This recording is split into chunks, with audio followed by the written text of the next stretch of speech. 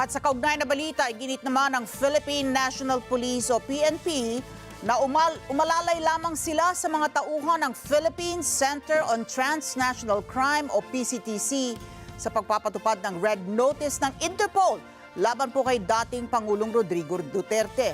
Ito ang kanilang pahayag sa gitna ng reklamo ng marami na iligal ang kanyang pagkakadetini.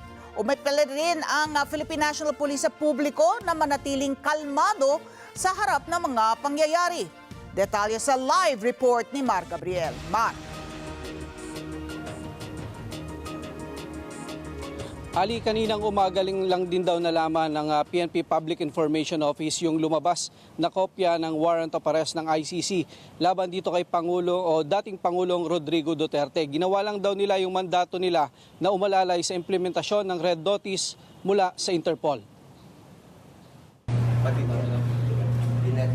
Mismong si PNP Chief General Romel Francisco Marbil at CIDG Director Major General Nicolas Torre ang nag-abang sa pagdating ni dating Pangulong Rodrigo Duterte sa NAIA Terminal 3. Ayon sa PNP, inalalayan lang nila ang Philippine Center on Transnational Crime o PCTC sa paghahain ng Interpol Red Notice laban sa dating Pangulo. Kaugnay ito sa umano'y warrant of arrest mula sa International Criminal Court o ICC para sa kasong crime against humanity kaugnay sa patayan sa war on drugs. Mismong si General Torre ang nagbasa ng Miranda rights sa harap ni Duterte.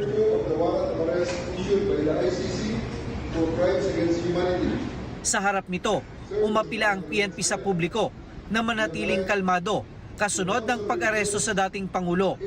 Nanawagan din sila na iwasan ang pagpapakalat ng fake news at hindi beripikadong mga impormasyon. Dapat daw na kumuha lang ng mga mapagkakatiwalaang impormasyon mula sa mga official government sources. Kahapon, tahasang iginit ng PNP na wala silang impormasyon kaugnay sa umano'y warrant of arrest ni Duterte. Pero handa raw sila sa anumang posibleng mangyari. Kung meron pong ihingin po ang tulong yung ating Interpol through their National Central Bureau, and then the PNP has a legal obligation to reciprocate yung courtesy na ibinibigay po sa atin ng Interpol. If you may recall po, may mga instances po tayo na may mga warrants of arrest po na na-issuehan po yung ating local courts po at nagtago po sa ibang bansa, and through the Interpol mechanism, humingi po tayo ng tulong. Para matiyak ang kaayusan, nag-deploy ang PNP ng 379 na mga pulis sa NAIA at sa Villamor Air Base sa Pasay City. Nananatili daw na tinutupad ng PNP ang kanilang mandato na nakasalig sa batas at tamang proseso upang matiyak ang kaayusan at kapayapaan. Sa Campo Crame, kapansin-pansin ang mahigpit na seguridad na ipinatutupad sa PNP Custodial Center.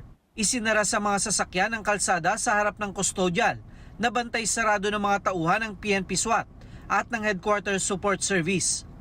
Gayunman, wala pang kasiguraduhan kung dito dadali ng dating Pangulo mula sa Villamor Air Base. Wala pang ibinibigay na kumpirmasyon ng PNP kaugnay sa plano kay Duterte.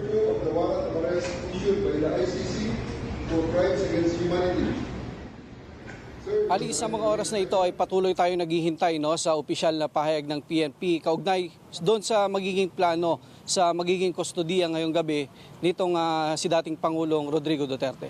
Ali. Paliwanagan lang kami tungkol dito sa Philippine Center for Transnational Crime dahil ngayon lamang natin narinig ito na sila nga yung inalalayan ng ating kapulisan dito sa dahil sa linabas na red notice ng Interpol. Yun nga, Ali, ngayon lang din natin narinig yung PCTC na yan.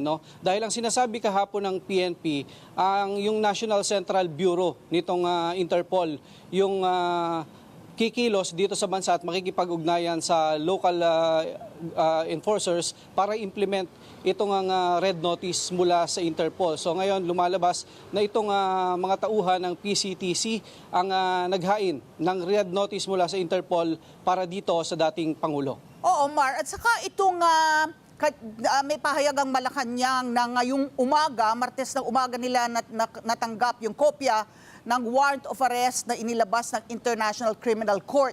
Yung red notice ng Interpol, ganun para din kabilis? O simultaneous ba yan nilalabas? Nagtataka lamang ako sa bilis, yung timing. Yun nga Ali, yun ang maraming tanong, no? Marami tayong inihandang katanungan para sa PNP dahil nga kahapon tahasang idininay talaga, no, itinanggi ng PNP yung impormasyon at wala raw mga verified information na natatanggap sila kaugnay dito sa paglabas ng warrant of arrest at wala rin silang natatanggap na pakikipag-ugnayan mula sa Interpol para dito nga sa red notice sa dating Pangulo. Sa ngayon, hinihintay natin kung magbibigay ng pahayag ang PNP o paliwanag kaugnay sa mga nangyari ngayong araw dahil pare-pareho tayo na nagulat na kaninang umaga ay isinilbi na itong kopya ng warrant of arrest o itong red notice mula sa Interpol na kanina lang din daw nilang umaga nalaman. Pero bago yan Ali, may mga nakita tayong kopya na pinasinungalingan din ng una ng PNP kaugnay doon sa isinagawang CIMEX sa Davao Airport na sinasabing kaugnay yon sa preparasyon sa eleksyon. Lumalabas doon sa nakita nating order mula sa Directorate for Operation ng PNP, yon ay paghahanda talaga para sa inaasahang pagdating nitong dating Pangulong Duterte. Oo, ang kanyang anak na si Kitty Duterte nag-post din tungkol sa illegal detention ng kanyang ama.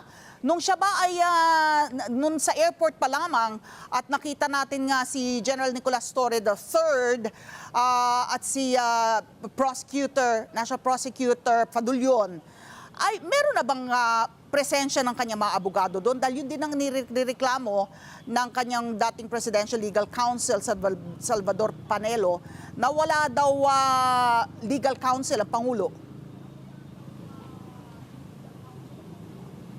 Well, nakita natin doon, no, umaga pa lang kasama naghihintay sa dating Pangulo sa airport. Itong kanyang mga abogado kasama dyan, yung dati niyang Executive Secretary, si Secretary Medjaldea at yung dating LTFRB Chairman na si Martin Delgra. So yan mga abogado rin, no, na tumatayo dito sa dating Pangulo. Malamang na question yung mga legalidad na yan at ngayong hapon nga sa pagkakaalam natin ay may inihain na petisyon sa Korte Suprema para questionin nga itong naging paghahain ng warrant of arrest mula sa ICC.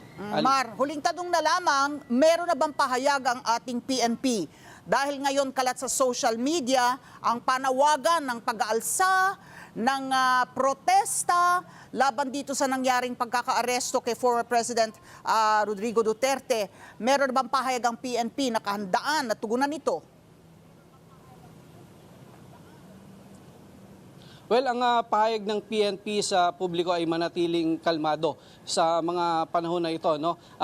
Kasabay niyan may mga deployment plan na rin na inilatag ang PNP, partikular diyan sa Quezon City, no, diyan sa Veterans Memorial Medical Center kung saan may mga pwersa na ng kapulisan para ipanatilihin yung kaayusan diyan kung sakaling dalhin diyan yung dating Pangulo at dumagsa yung kanyang mga taga-suporta. Okay, maraming salamat. Mar Gabriel nagulat live mula sa Campo Crame. Maraming salamat sa inyo pong pagsubaybay sa Mata ng Agila Primetime. Para malaman ang matatag, matapang at matapat na mga balita, i-follow lamang at mag-subscribe sa @Net25 TV.